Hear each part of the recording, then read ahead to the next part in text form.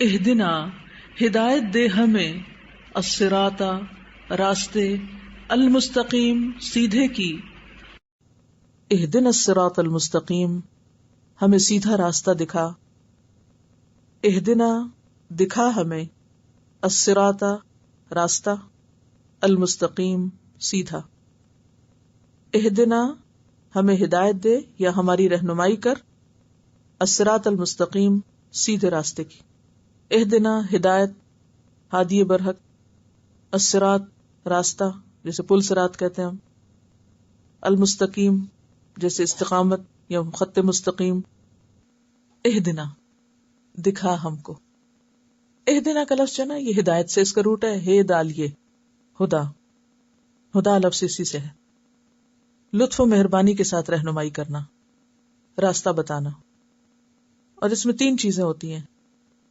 کسی کو راستہ دکھانا، اس پہ چلانا اور منزل تک پہنچانا۔ تو جب ہم کہتے ہیں نا اہدنا تو مطلب کیا ہے؟ پہلے تو راستہ دکھا جانا کدھر ہے، پھر اس پہ چلا، اور پھر منزل تک پہنچا، یہ نہ ہو کہ ہم اس پہ چلتے چلتے ادھر ادھر ہو جائیں۔ جیسے حدیث میں آتا ہے نا کہ آپ صلی اللہ علیہ وسلم نے ایک سیدھا خط کھینچا، سیدھی لکیر کھینچی، اور پھر اس کے ساتھ ادھر ادھر لکیریں بھی۔ آپ نے فرمایا کہ یہ صراط مستقیم ہے اور ہر راستے پہ شیطان بیٹھا ہوا ہے، جب انسان اس پہ چلنے لگتا ہے تو کہتا ہے ادھر آؤ، ادھر لے جاتا ہے، ہٹا دیتا ہے، اچھا اس سے بچ کے انسان آگے جاتا ہے، وہاں پھسل پڑتا ہے، پھر اس کو سمجھ اوہ میں تو غلط راستے پہ جا رہا ہوں، غلط موڑ مڑ گیا، غلط ایگزٹ پہ نکل گئے، تو اب کہاں جائیں گے آپ؟ غلط ایگزٹ لے کے کہاں جائیں گے آپ؟ گھر پہنچیں گے؟ منزل پہ پہنچیں گے؟ نہیں پہنچیں گے۔ اس لیے اہدنا کا مطلب یہ کہ اللہ پہلے تو راستہ بتا، پھر اس پہ چلا اور ہر شیطان مردود سے بچا، اور پھر منزل تک پہنچا، یعنی مرتے دم تک اسی پر قائم رہیں۔ یہ ہے اہدنا کا معنی۔ دکھا ہم کو نہیں صرف کہیں گے ہم، لیکن اردو میں کوئی لفظ ہے جو یہ تینوں معنی آپ کو اکٹھے کر دے؟ یہ ہے لسان عربی مبین، رستے کی نشاندہی اور اس پہ چلانا اور پھر آخر تک پہنچانا۔ اہدنا الصراط المستقیم، صراط راستے کو کہتے ہیں، وہ راستہ جسے انتہائی احتیاط سے طے کرنا پڑے، جس کے ارد گرد بہت سے خطرے ہوں۔ راستے کے لیے عربی میں کئی لفظ استعمال ہوتے ہیں، اور صراط اس راستے کو کہتے ہیں جس پہ احتیاط سے چلنا پڑے۔ اسی لیے پل صراط جو ہے نا، اس سے یاد کر لیجئے، صراط کا لفظ بولے تو پل صراط یاد کر لیں۔ پل صراط پہ کیسے چلنا پڑے گا؟ دیکھیے میں سمجھتی ہوں 2 پل صراط ہیں، ایک تو ہے آخرت میں اور ایک ہے اس دنیا۔ اس دنیا کے پل صراط پر بھی بہت احتیاط سے چلنے کی ضرورت ہے۔ ہر لمحہ، ہر روز اپنے خیالات، اپنے اخلاق، اپنے معاملات کا محاسبہ کرتے رہنے کی ضرورت ہے کہ کہیں ادھر نہ پھسل گرے، کہیں ادھر نہ پھسل گرے۔ جو یہاں استقامت کے ساتھ رہا وہ قیامت کے دن بھی اس پل صراط پر بھی مزے سے چل لے گا، اور جو آج بھٹکا نا، ادھر گرا اور ادھر گرا، تو وہ وہاں کیسے سیدھا چلے گا بتائیے؟ وہ جو پل صراط ہے نا، وہ اصل میں ریفلیکشن ہے کس کا؟ اس پل صراط کا۔ دیکھیے اس لیے میں آپ کو کہتی ہوں لفظ لفظ کو پہچانیے، اور لفظ لفظ کا جو ہے نا امیجنیشن اپنے اندر رکھیے، تاکہ جب آپ پڑھیں یا کسی امام کے پیچھے سنیں تو آپ کو پل صراط یاد آ جائے کہ یار اب یہ دنیا تو کانٹوں سے بھری ہوئی ہے، اتنے بہکانے پھسلانے والے عوامل اور فیکٹرز ہیں کہ بچنا بہت مشکل ہے۔ تو اس لیے تیرے سے ہم مدد مانگتے ہیں، تو ہی ہمیں سیدھے راستے پہ رکھ، اور ہم احتیاط سے، جیسے پل صراط کے پار کیا ہے؟ جنت۔ میں سمجھتی ہوں حشر کا تو سارا ہی دن بڑا مشکل ہے، لیکن اگر آپ ڈسکرپشن پڑھیں پل صراط کی تو روح کانپ جاتی ہے۔ سب سے مشکل مرحلہ مجھے پل صراط لگتا ہے، کیونکہ جنت وہ قریب ہوگی نا سامنے، لیکن اس کے اوپر سے گزرے بغیر وہاں نہیں جا سکتے۔ یہ ٹیسٹ ہے، آخری ٹیسٹ ہے بیسیکلی۔ اور وہ ام منکم الا واردھا، ہر ایک کو اس سے گزرنا ہے، ہر پیغمبر، نبی، ولی، نیک، بد، سب کو اسی سے گزرنا ہے۔ جنت کا راستہ ہی وہ ہے۔ دنیا میں کیا فرمایا؟ جنت کا راستہ کس سے گھرا ہوا ہے؟ کانٹوں سے گھرا ہوا ہے۔ اس دنیا میں بھی ہم پل صراط پر ہی ہیں، مگر ہم اس کو دیکھ نہیں رہے نا، تو ریئلائز نہیں کرتے۔ لیکن کل کو وہ حقیقی معنوں میں سامنے رکھا جائے گا اور اس کے اوپر چل کر اینڈ تک پہنچنا ہوگا. لہذا یا رب ہمیں صراط مستقیم پر ہی چلا اور منزل تک پہنچا، کیونکہ آپ کو پتا ہے کہ کئی لوگ پل صراط کا ایک لمبا حصہ پار کر لیں گے اور جب جنت کے قریب پہنچنے والے گے تو وہاں جا گریں گے نیچے. اسی لیے قرآن پاک میں قیامت کے دن کو کیا کہا گیا؟ حسرت کا دن. کئی لوگ ساری زندگی بڑی اچھی گزارتے ہیں، ساری زندگی نیکیاں کرتے ہیں، ایسا شیطان بیچ میں آ جاتا ہے، جاتے جاتے وصیت غلط کر دیں، اولاد کو وراثت سے محروم کر دیں، یا کوئی اور ایسی خرابی کریں گے کہ وہ گر گئے، یا ایسے بول دیا کہ احسان کیا وہ سب ضائع کر دیا اپنا. کہتے ہیں نا لا تبطلوا صدقاتکم بالمن والاذی، کسی کے ساتھ خوب نیکی کی ساری زندگی اور مرنے سے پہلے اس کو ایسی باتیں سنائی سب صفائی کر کے گئے. تو یہ اس زندگی میں انسان کا ایک امتحان ہے اور ایک مسلسل امتحان ہے. جیسے پل صراط سے جب تک انسان اتر نہیں نہ جائے گا، تو اسی طرح جب تک ہم موت کے بعد اللہ کے یہاں پہنچ نہیں جاتے نا، ہم امتحان میں. کبھی کوئی نہ سمجھے کہ میں تو بڑا نیک بن گیا، میں تو اب بڑا محفوظ ہو گیا. نہیں، کنٹینیوس ٹیسٹ، ہر روز ایک نیا امتحان لے کے آتا ہے آپ کے لیے، اور آپ کو انتہائی کانشیس ہو کے اور محتاط ہو کے زندگی بسر کرنی ہے.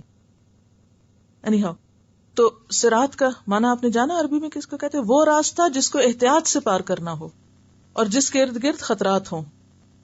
اور مستقیم، اسٹریٹ، سیدھا، وہ چیز جو سیدھی بھی ہو، بیلنسڈ بھی ہو اور افراط و تفریط سے پاک ہو، یعنی ان ایون نہ ہو بلکہ ایون ہو. ٹھیک ہے نا؟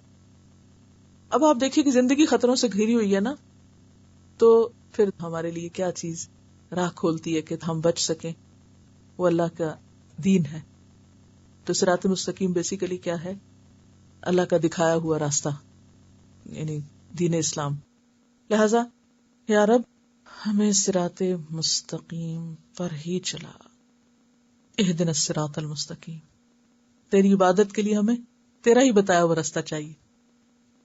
دیکھیں نا، جس کی ہمیں عبادت کرنی ہے، مرضی بھی تو اسی کی دیکھنی ہے نا. اب عبادت کے نام پہ ہم خود سے کام تھوڑی ایجاد کر سکتے ہیں کہ عبادت اس کی ہو رہی ہے اور کام اپنی مرضی کے ہو رہے ہیں اور اس کو ہم عبادت کا نام دے دیں. خود ساختہ چیزیں دین میں ایجاد کر لیں، دین کے نام پہ، اللہ کے نام پر من مانے کام شروع کر دیں. وہ عبادت نہیں ہوتی. عبادت کس کو کہتے ہیں؟ اللہ کے سامنے جھکنا، اللہ کی اطاعت کرنا، اللہ کی بات ماننا اور انتہائی محبت کے ساتھ، مصیبت سمجھ کے نہیں، بوجھ سمجھ کے نہیں. تو اس کے لیے ہمیں پھر سیدھا راستہ چاہیے تاکہ ہم اس کو راضی کر سکیں. تو اہدنا الصراط المستقیم، تو ہمیں سیدھا راستہ دکھا دے، یعنی ایسا راستہ کہ جو ہمیں تجھ سے ملا دے. وہ راستہ ہم پر کھول بھی دے، پھر چلنے کی توفیق بھی دے. کیونکہ بعض اوقات پتہ تو چل جاتا ہے یہ راستہ جاتا ہے، ہم ہی کم ہمت ہو جاتے ہیں، بیٹھ جاتے ہیں. چلا بھی اور پھر آخر دم تک چلا کہ منزل تک پہنچے. کیونکہ جیسے کہ وہ میں نے حدیث آپ کو سنائی تھی کہ آپ صلی اللہ علیہ وسلم نے ایک مرتبہ زمین پر ایک سیدھا خط کھینچا اور اس کے دائیں بائیں آڑے خط کھینچے. پھر فرمایا کہ یہ اللہ تعالیٰ کا راستہ ہے اور یہ آڑے ترچھے خط پگڈنڈیاں ہیں اور ان میں سے ہر پگڈنڈی پہ کوئی نہ کوئی شیطان بیٹھا ہوا ہے جو اس کو اپنی طرف بلا رہا ہے. کہیں نفس ہے اپنا ہی، کہیں کوئی انسان ہے، کہیں کوئی اور چیز ہے، اور انسان قدم قدم پہ بھول جاتا ہے کیونکہ یہ سب سامنے نظر آتے ہیں نا، اور اللہ کا راستہ دھندلا جاتا ہے. تو اہدنا الصراط المستقیم.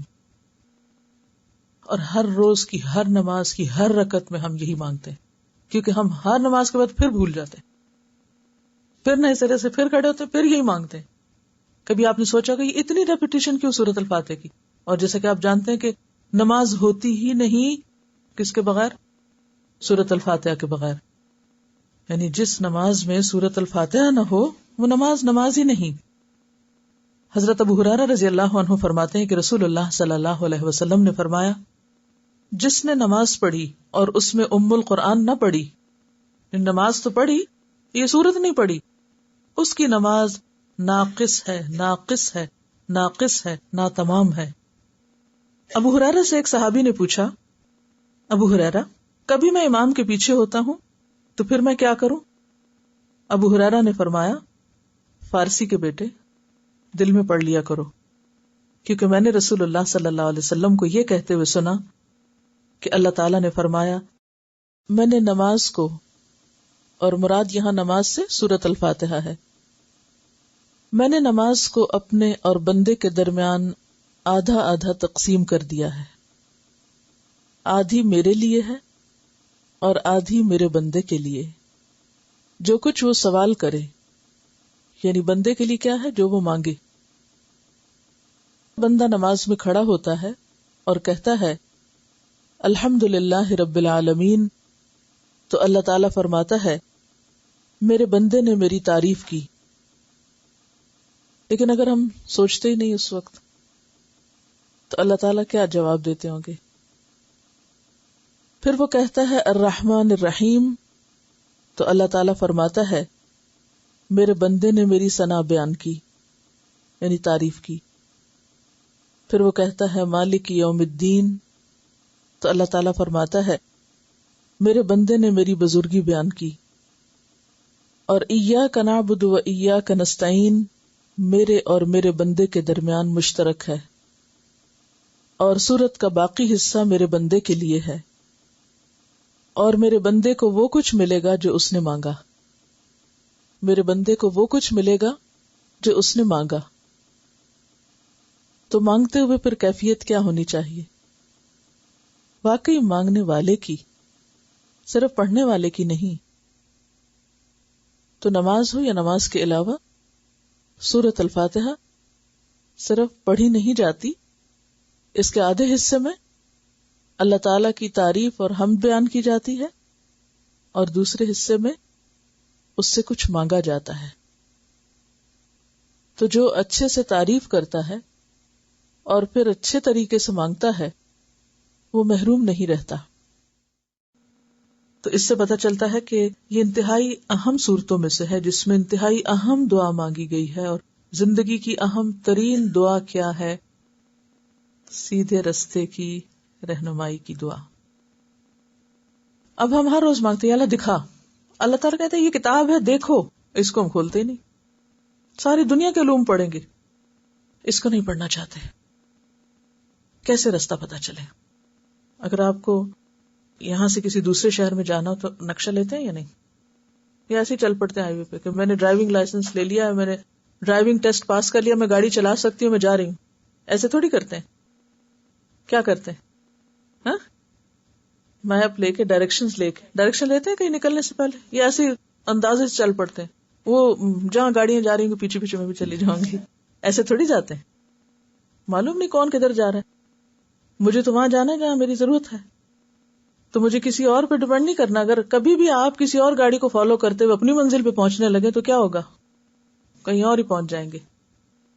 تو اس طرح آپ صرف معاشرے کو، لوگوں کی بھیڑ کو، لوگوں کے چلنے کو دیکھ کر کے چلو تم ادھر کو ہوا ہو جدھر کی، اور جدھر لوگ جا رہے ہیں، ریلا جا رہا ہے عوام الناس کا، تم بھی وہی کرتے رہو، نہ اپنی عقل سے سوچو اور نہ اچھے برے کی تمیز جانو، اور کہو کہ ہم تو جنت میں پہنچنے کے کام کر رہے ہیں اور پہنچ جائیں گے اپنی منزل پہ، تو یہ خود کو دھوکہ دینا ہے۔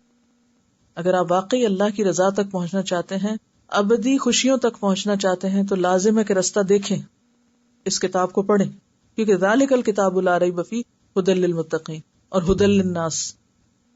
نمبر 2، صرف دیکھ کر پھر اس کو بند نہ کر دیں، چلیں، اور پھر چلتے چلتے رک نہ جائیں بلکہ مرتے دم تک چلیں۔